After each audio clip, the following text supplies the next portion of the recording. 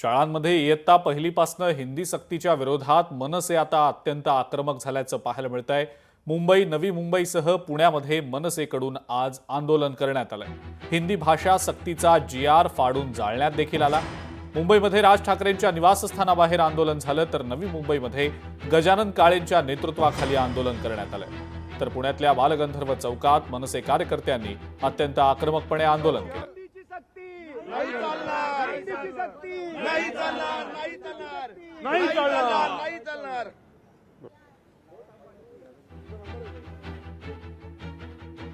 वयाच्या 15 वर्षापर्यंत आपला जो मानवी मेंदू असतो तो संग्रह करू शकतो, समाविष्ट करू शकतो माहितीचं।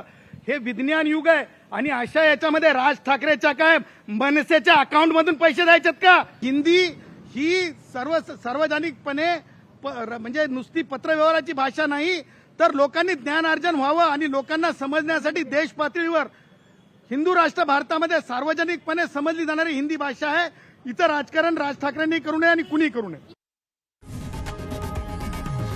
लोकशाही मराठी ऐका, पहा, जागरूक रहा।